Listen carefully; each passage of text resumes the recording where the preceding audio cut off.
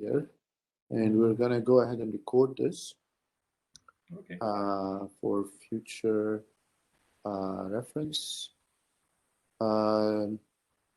So hopefully you see my screen. I'm Professor Hussein Abu Zaid. I'm Graduate Program Director for the ECSE department.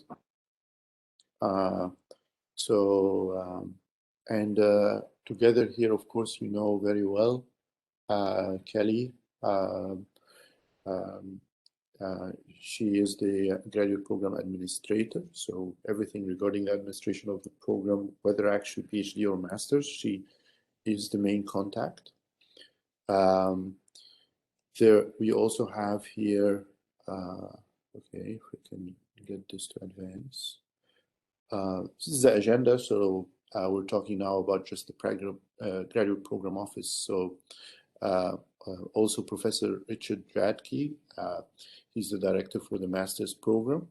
So if you're here for the PhD, but some students decide to apply and get a master's along the way. So you can definitely add a degree, a master's degree along the way if you don't already have a master's degree from ECSE. And in that case, you'll come up, we will also write a plan of study for the master's program, and you will have Professor Radke sign it, and so on. So the Graduate Program Services Office, the three of us are sort of your reference. If you need any papers to be signed, they go first to Kelly. If you want to update your plan of study, anything regarding the administration of your graduate program, it goes to, you fill the appropriate form and then you send it to Kelly. And I think Kelly already has held a session with all of you to explain the different forms, intricacies of each form, how to fill it, how to submit it, and so on, when to submit it. So I will focus on the PhD program. And feel free to stop me or ask any questions. Let me open the chat also if you want to just type your question. I'll try to watch the chat window. And also if I forget anything, Kelly, please jump in and add any details if you or anything that you want to add. You got it. Thank you. So the Student Services Office is your point of contact for everything regarding the graduate program. So you should not need to communicate directly with the Office of Graduate Education. RPI has an office called the Office of Graduate Education. That's a central office that it is not staffed to interact directly with students. It is staffed to interact with the different departments. So the people there, they have maybe one person interacting with several departments, and everything needs to be first filtered through the department contact, which in our case is Kelly. So try not to just go to the OGE because they'll send you back to the department. Unless, of course, we refer you directly. If there's an issue, something exceptional, then we will ask you to contact somebody in particular in the Office of Graduate Education to sort it out. Okay, registration requirements. So the master's programs, of course, let me just talk about the PhD program. So the PhD is 72 credits beyond the bachelor's degree. So this is total credits. Now, either of you have a master's degree already? I don't have a master's degree. Okay, and I do have a master's degree. Okay, all right. So we'll have the two cases here. So if you have a master's degree, then you can decide to use the master's degree that you already have towards your PhD. which reduces the total credits needed from 72 to 48. So, so your master's degree, regardless of where you did it or how many credits it was, it counts as 24 credits. So you get a discount basically of 24 credits right off the bat, and you would put it in your plan of study, and Kelly explained that in the session.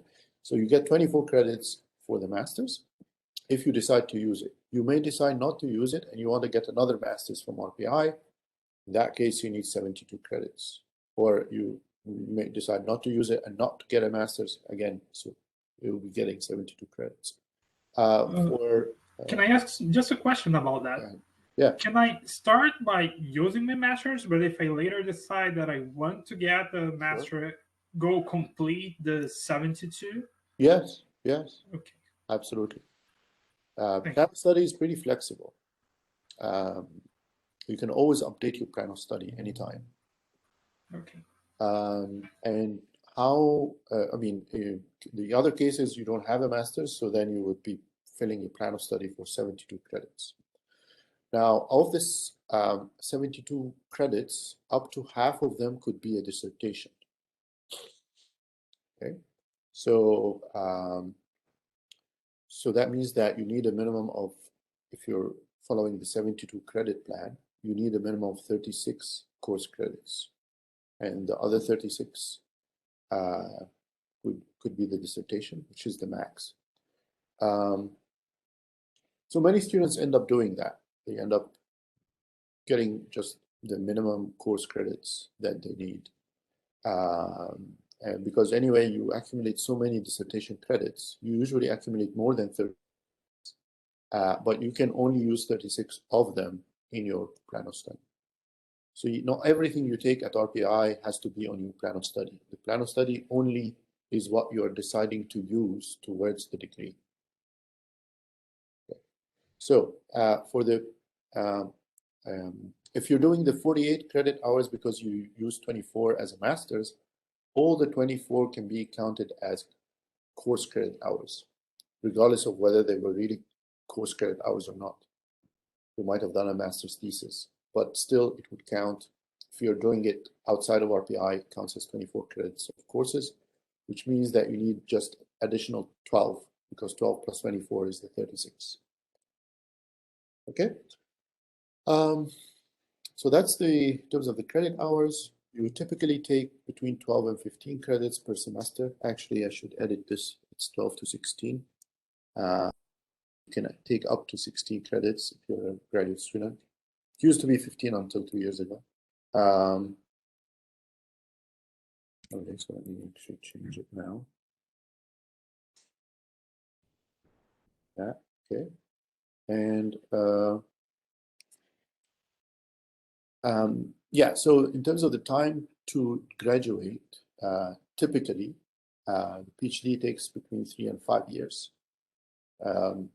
meaning 6 to 10 semesters. We don't really count the summer, even though many students stay in the summer and work on their PhD, whether as a TA or as an RA.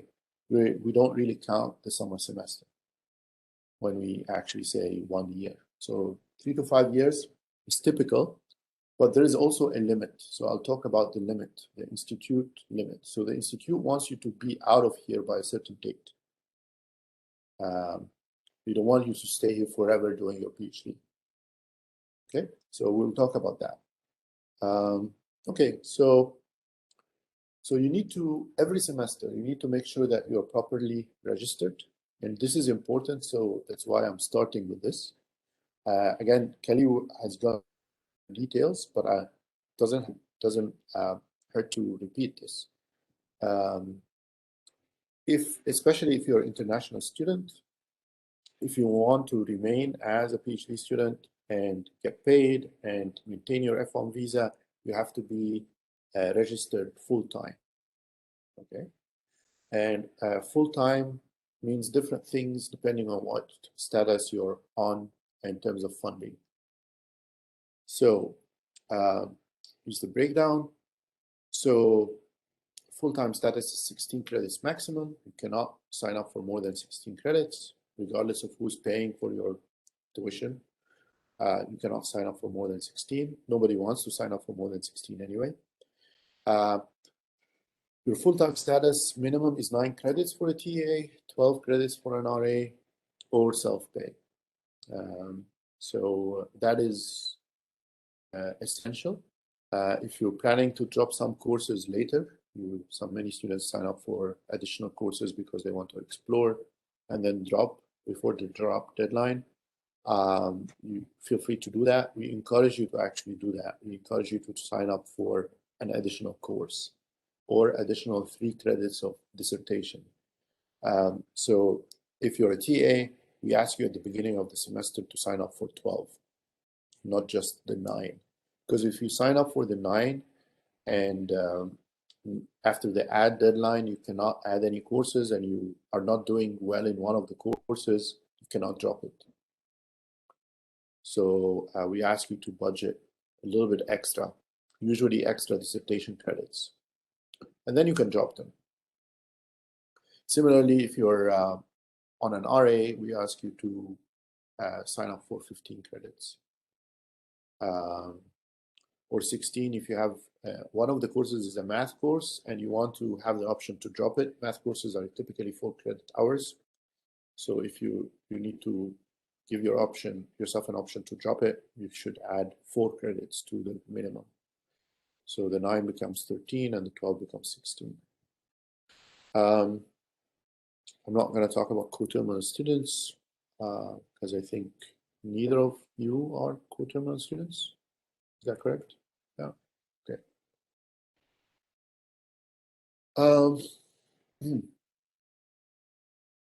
Okay, this is if you don't have an advisor, again, it doesn't apply to you, but for students who don't have an advisor in the first semester, they are assigned me, I'm assigned to them as their temp advisor, and they can sign up for dissertation credits with me.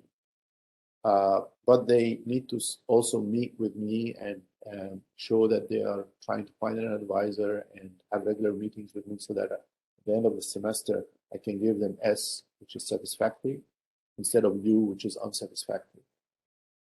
Okay. Whenever you sign up for dissertation credits, make sure that you inform the advisor and agree with them. The system will not block you from signing up with any faculty actually for a certain number of dissertation credits, but the problem is if you haven't agreed with the advisor from the beginning, at the end of the semester, they might give you an unsatisfactory, okay, which you should try to avoid that in your transcript. If we do go online, we'll talk about this, but this is just a heads up that the entire semester becomes online. There will be some requirement to sign up for. You'll get some communication, international student guidance saying you cannot be completely remote. You'll have to have in-person credits. So dissertation credits count as in-person credits. Thesis, project, independent study, all of these count as in-person. So you're fine if you sign up for dissertation credits. So I'm giving you a heads up so that you're not, you don't, get worried if you get a strange email asking you about your in-person status. Just a heads up to add to that. That's especially the case if we're going into a new semester. If for some reason this were to happen right in the middle of the semester, you've already been enrolled in courses. And I know we had this happen, I think right when I first started, where you kind of didn't get penalized for it because you're already in the middle of the semester. So if this happens mid-semester, you shouldn't have to worry. What he's explaining here is this is rules that they put in place. Essentially, if it happens and we're going into a new semester, you would have to kind of select your courses according to these rules he's explaining. Yeah. And sometimes you get a direct communication for the International Student Services Office, and it helps. Sometimes they're not very clear in their in directives, so it helps to just not freak out or anything and just confirm with us what that means. Okay. All right. Now, something to remember, which causes a lot of issues sometimes, is that the add deadline is early in the semester. It's January 21st. And you can get these dates on the RPI calendar. All these dates are listed. If you go to rpinfo.rpi.edu and click calendar, you can see all the calendar dates, and they get updated every semester. So for this semester, the add deadline is January 21st, so you can choose any course to add by that date. Of course, assuming you can add that course, maybe, like if it has a restriction or a prerequisite or something like that, have to explore that. But the add deadline, you can add the courses until January 21st. The drop deadline is March 4th. So between the add deadline and the drop deadline, you cannot add courses, but you can drop courses. And the problem is that students past the add deadline sometimes decide to drop courses, and they say, yeah, it's before the drop deadline. Sure, you can drop courses there, but if you should not drop it if it lowers your load below the minimum full-time requirement.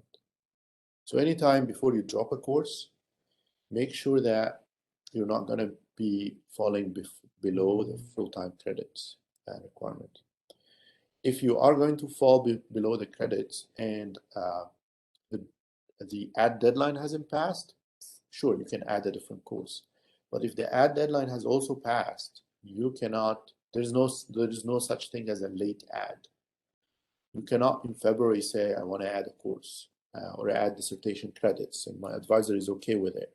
The institute will not be okay with it. Okay, they just don't allow it. There are no exceptions.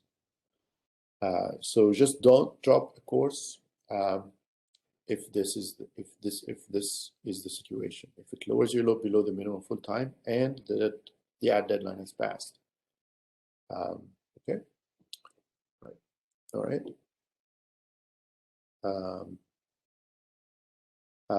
Implications for not registering, or if you register correctly and then decide to drop courses and fall below the full-time registration, you can get, it could be very extreme. It could be there are TA implications, and there could be also visa implications for international students. Be asked to leave the program, leave the country, etc., etc. So we don't want that to happen. Okay. All right. So now to the little bit of maybe slightly more fun stuff, research areas. So the two of you have already chosen the research areas of interest to you. Of course, we have a large number of faculty and very productive faculty and students, graduate students, in terms of publications, in terms of external funding. Whether you are an RA or a TA, you are here for a PhD. And PhD is about advancing the state of the art in different fields. And the way usually to show that you've advanced the state of the art is by publishing in top venues, publishing your results and your innovations in conferences and in journals. So we've already discussed a few things about the graduate program. We discussed those with Kelly earlier, but I'll repeat the parts regarding the PhD. So even though you just started, you need to fill out a plan of study, a valid plan of study. It's not committal. You can just choose anything that makes sense now and then change it next week, or change it next semester, or change it a year from now. As long as you get your advisor's signature on it, you can submit a new plan of study. We want you to submit it by end of second week, which I think in this case would be January 21st or something. And try to choose courses that make sense, that will help you in your PhD. Should discuss that with your advisor. We don't have restrictions for the PhD program about what courses to take, other than that you should take enough 6,000 level courses, but we are not restricting it in any way to be anything in particular, with the following exception. There is in the PhD program a major and minor requirement, okay? And so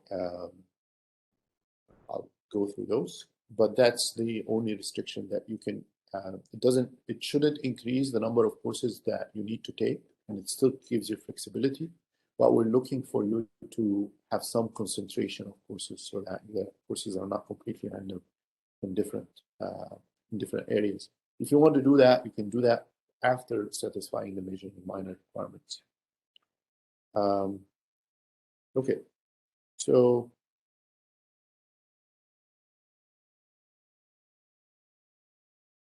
all right, let me skip that. Get back to this in the PhD program requirements. Let me mention also TA and RA expectations. So either of you on a TA this semester? No. And how are you on a TA?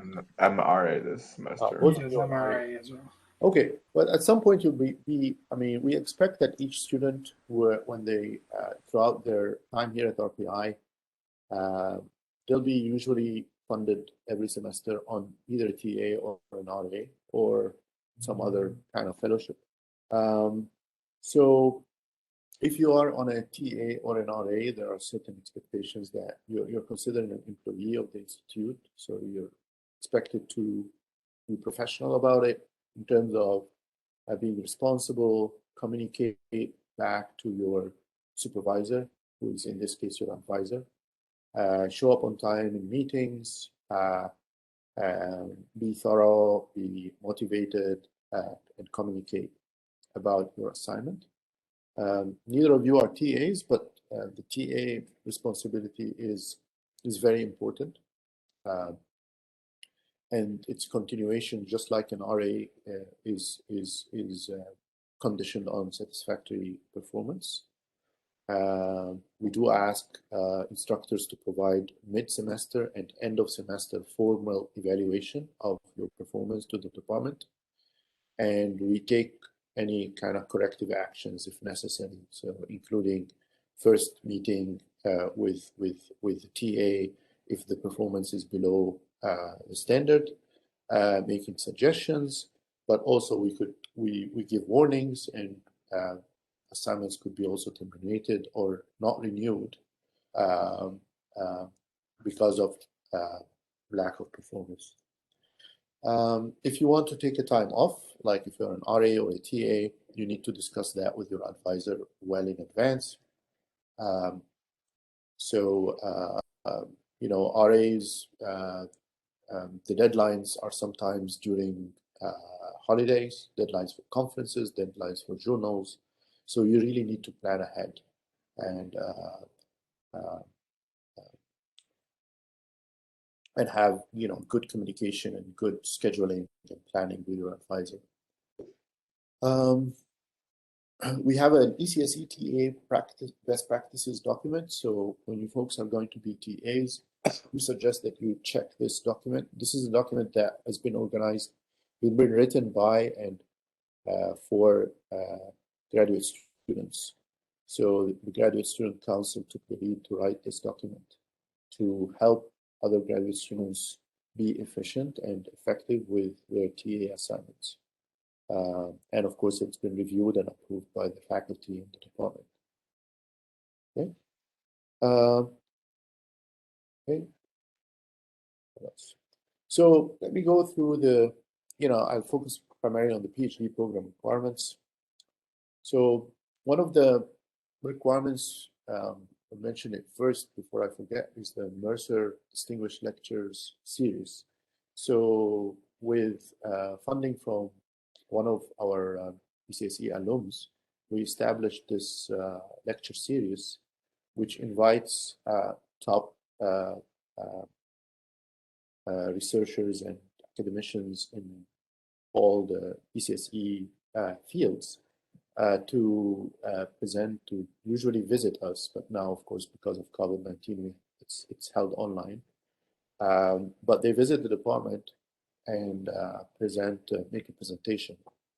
It's a 1 hour thing, and it doesn't happen every Wednesday, but if it happens, it usually happens on a Wednesday, 4 to 5 p.m. Usually there are refreshments at 3:30. Usually it happens in DCC if you are in person. And attendance of these sessions is mandatory. So if you're a graduate student, regardless of the topic of the visitor, you're required to come and attend. Okay, so I mean, obviously the objective is that you should have some idea, regardless of what field you're in, you should have an idea about the state-of-the-art topics or challenges in the areas of ECSE. You should have some breadth.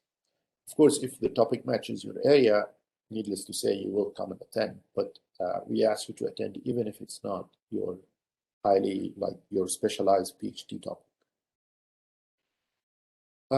Okay, I'll skip the one small question about that. Yes.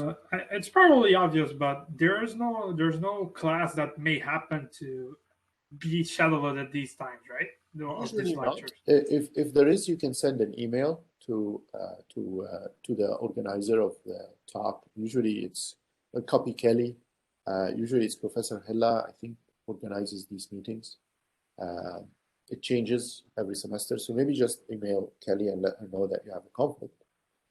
Okay. So that's recorded. But yes, usually we don't have classes on Wednesdays, and that's why we choose Wednesday 4 to 5. But if it happens that you have to be away, it would be good to send an email. Okay, thank you. Thank you. Good question. Okay, so I'll skip the masters. I mean, masters or PhD programs. As you're doing your PhD, you can choose whether you'll do it in electrical engineering or computer engineering. The requirements are the same. It's just what name you will choose to be written on your degree, on your diploma when you graduate. And you can change that also as you get closer to your graduation. But typically EEs mean these topics, and computer engineering means these topics. And then there are topics that are sort of can go either way. And maybe a very rough way to look at it is that EEs typically you're looking at more hardware focused stuff, and computer engineering is more algorithms focused or software hardware interface. And these topics you can take them either way depending on what exactly you're looking at.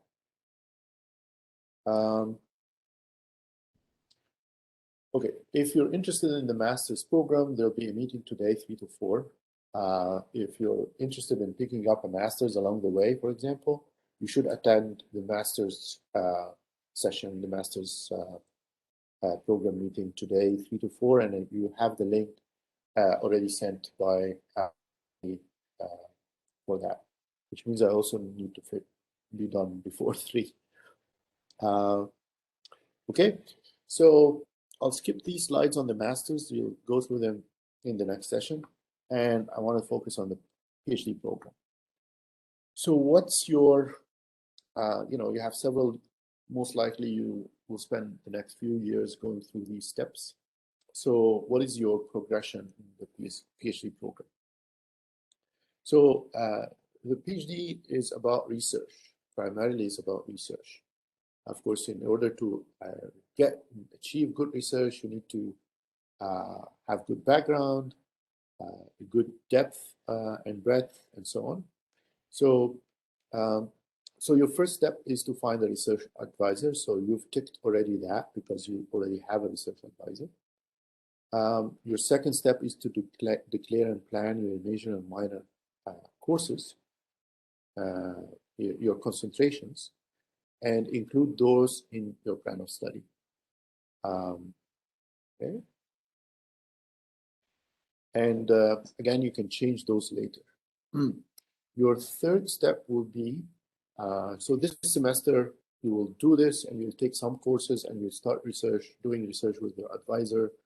The advisor will ask you to do some readings, have some background material, and identify a research problem, or they will identify it with you, and you get started by working on research while taking maybe a couple of courses. Right? That's usually the plan. Your next milestone is taking and passing the research qualifying exam. So usually that is in your second semester if you admitted with a master's. So for Jonathan, this will be the next semester, fall of 2022, and for How, it will be spring of 2023. Right? That's when you will have to take your RQE exam. There are no exceptions, and there are no reasons why you could postpone. If you don't take it, it's considered that you've taken it and failed. Okay, so the RQE is your main milestone. You get 2 tries for the RQE. If you don't pass it the first time, you can take it again, and it has to be immediately the following semester. And if you don't pass it the second time, you have to leave the program. You cannot graduate with a PhD from the department. So it's an important thing, and I'll talk about it. And then your next step after passing the RQE is to form the doctoral committee, which will be the committee that will administer your candidacy exam. Maybe approximately the 4th semester or the 5th semester of your doctoral study. This is not set in stone, but at some point when your advisor advises you that it's time, you would contact your doctoral committee and schedule the date for your candidacy exam. Candidacy exam is a closed exam. It's just you and the four plus, whatever the member of your doctoral committee, and you would actually, you would make a presentation. They would ask you questions and then decide based on that to pass or not pass. And you would have to prepare a candidacy document and send it to them about 6 weeks before the candidacy exam. And they will review it also, and then they will pass or not after the oral exam. Before you schedule your candidacy exam, you must have finished and passed your major minor course requirements by then. So the major minor course requirements are not required for the RQE. They are required for the candidacy.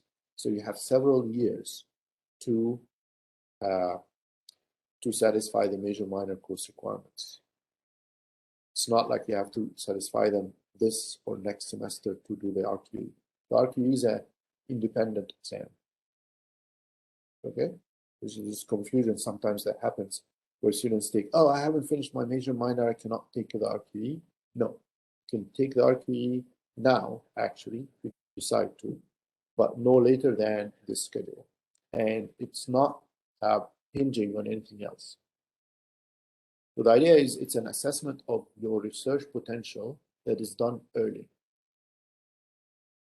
And it's research potential. It's not a question about how much results you have. It's actually not going to ask you anything about your results. Okay, so just it's good to kind of orient yourself about what are the dependencies here between these things. So so you need to declare your major minor course concentrations, but you don't need to finish the major minor course concentrations before item 3. Okay, it's just listed here, but it doesn't mean that you need to finish them by 3. You need to finish them before 5. Right. And then completing the thesis and passing the defense, again, that's maybe a couple of semesters after the candidacy exam. So so that's sort of a lot of things on one slide. That's sort of several years of work, but that's the overall picture. Let me punch through some of these.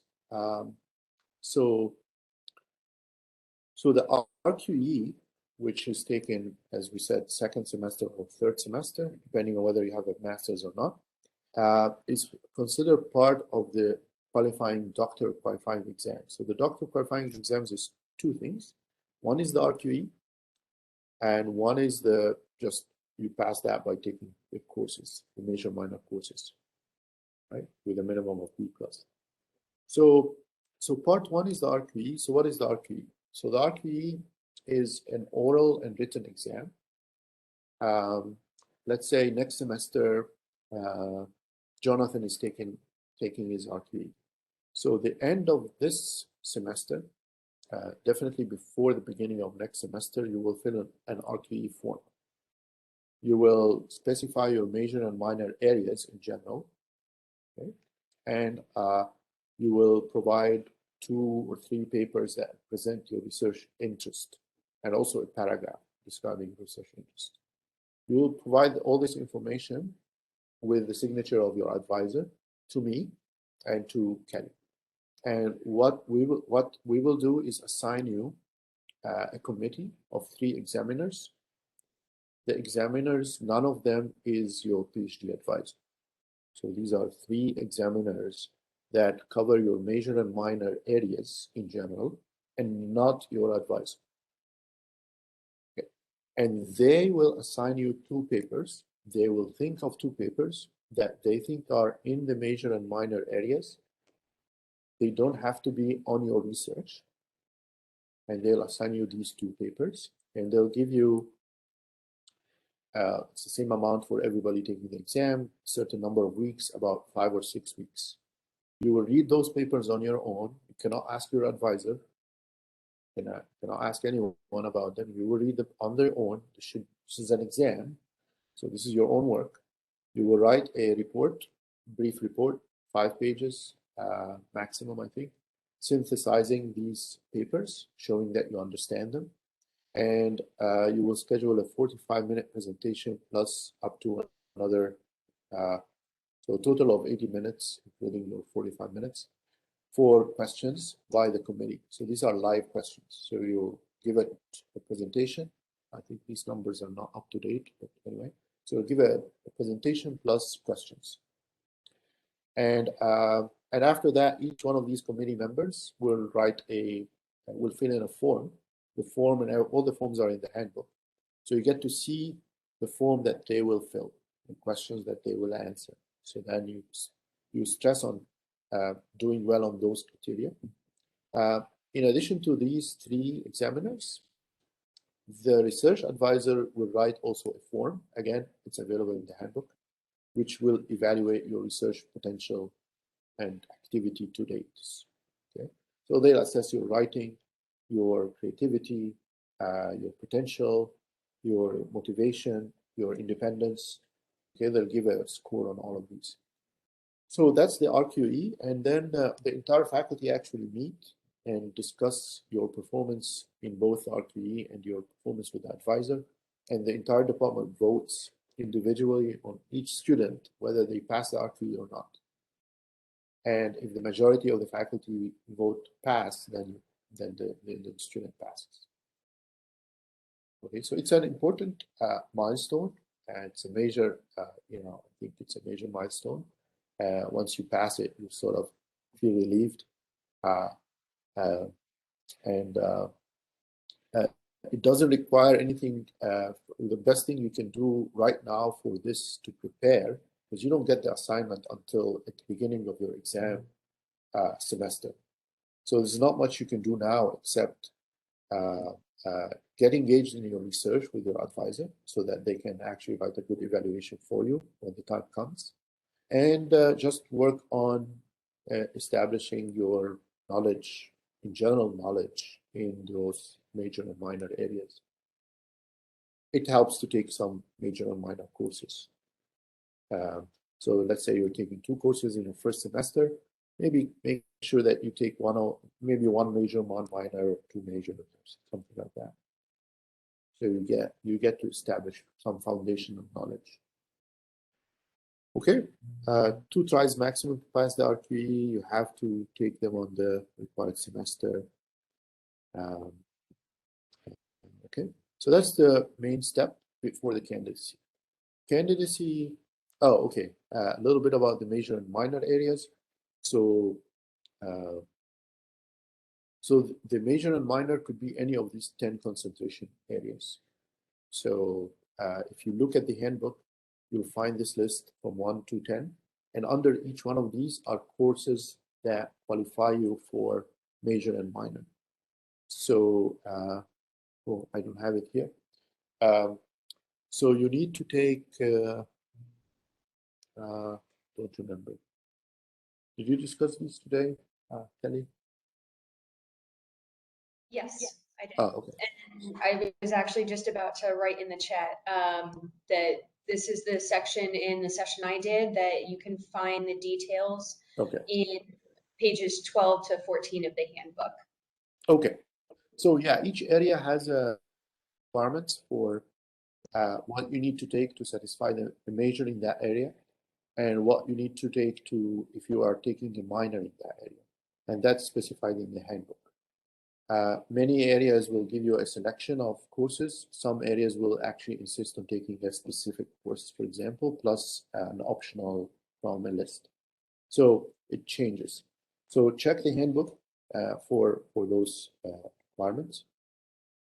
Okay. And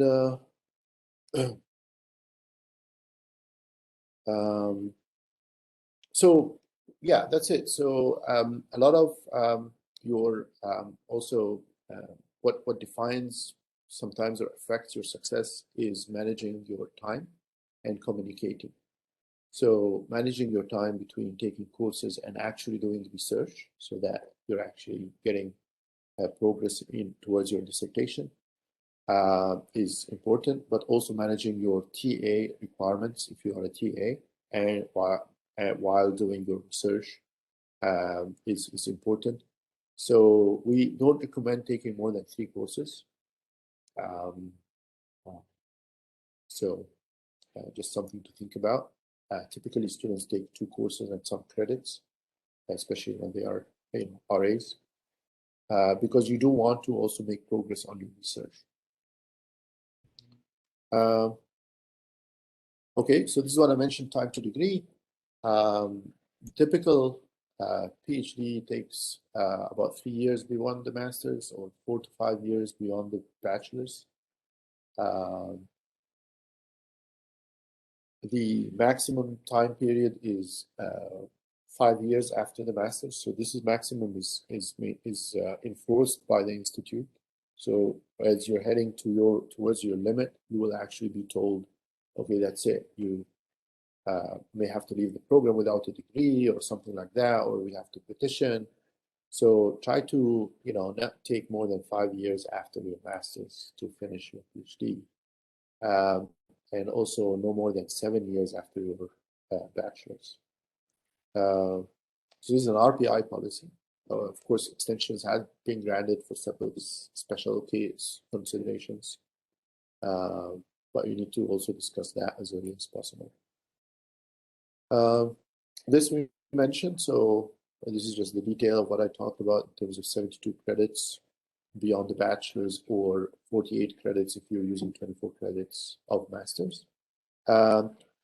Important thing is that you should have the 6,000 level courses to 4,000 level courses in your plan of study should be 2 to 1. Is that still true? I think it's. Yep, that's still accurate. Oh, okay. So so you could take 4,000 level courses, but you cannot use. Again, you may decide that you need to cover some background on some topic, and you take additional 4,000 level courses. But on your plan of study, there cannot be more than a 2 to 1 ratio for the plan of study to be valid. Okay. But in your registration, out of the, let's say you need 12 credits, those 12 credits can be whatever, right? That any number of any valid courses will count, whether 4,000 or 6,000. Okay. You can't have more than 15 credits total at the 4,000 level. Minimum GPA is 3.0 for a graduate student. If your GPA falls below 3.0, you'll be put on probation. You'll be asked to develop an independent individual development plan and meet the dean of students, dean of graduate students, and so on. So I have to update some things here.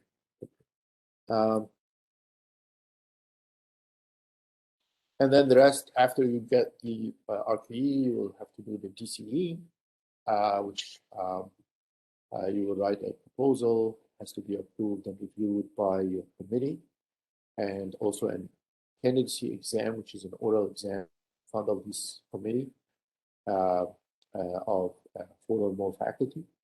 And then the defense, after you pass the candidacy, you will work. So the candidacy, let's say you do when you have 30% of your research done, and you have a plan for the remaining 70%.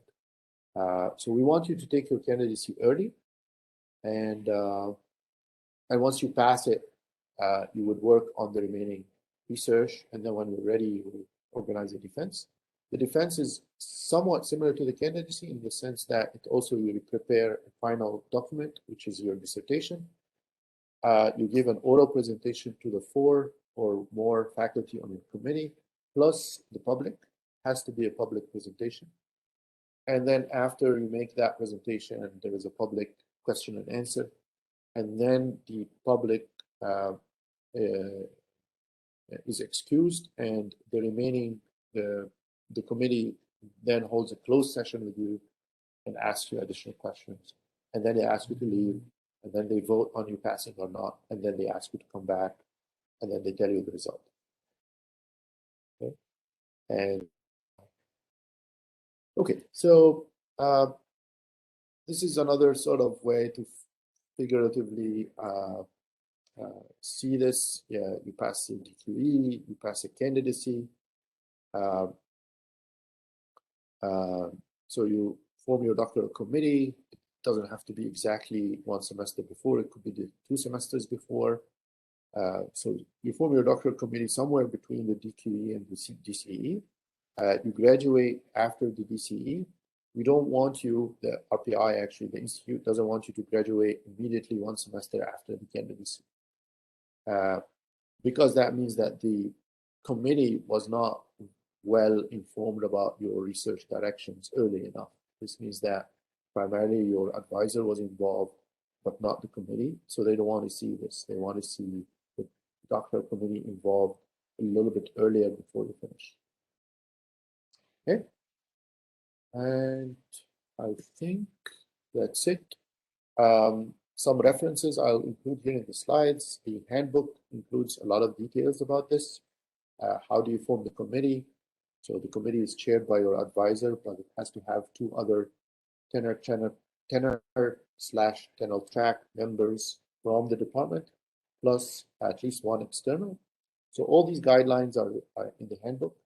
I probably you don't need it at this point, but they will be there for you when the time comes. So there's a link for the handbook here. It's on our webpage. These are resources that you can find. All these links, particularly rpinfo.rpi.edu, is a very useful resource that has a lot of links at your fingertips, including the calendar and the deadlines. I'll you to explore about how do you develop your own interests and perspectives in technical identity and maybe web page. Of course, personal well-being, stay healthy, sleep well. There are conflicts between you and a lab mate or a advisor. You can always talk to us in confidence. And try to establish a cyber presence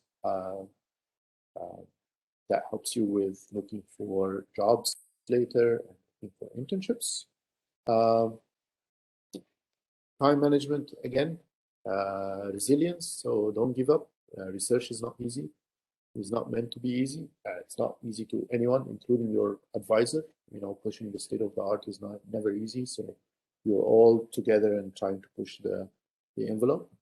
So teamwork, communication, planning goes a long way to make it easier. Some fellowships are available, even though you are on an RA. You can apply for an NSF fellowship, for example. Your advisor can help you with that. And the Office of Graduate Education organizes workshops to help you apply for fellowships, external fellowships, which is nice because that is just another source of funding. NSF fellowship also pays a higher stipend than probably any of your RAs. And it's also a prestigious award, so it helps again establish your profile. Make more RPI sources here, and that's the last thing, maybe the last couple of minutes. We have an active graduate student council. Try and participate and get to know them. They are very helpful to the graduate student body. We meet with them every month. So they have had a contribution in a lot of the things that we do. We changed the format of the qualifying exam with help from their input, feedback from the students. They organize also different advisory events to help you prepare for the qualifying exam, to give you some feedback, guidance for first-year students. So, stay in touch with them and try to show up in their events. And also, maybe at some point, consider running for a graduate student council position, which is an elected position. All the graduate students vote on it. Okay, so with that, I know it's a lot of information.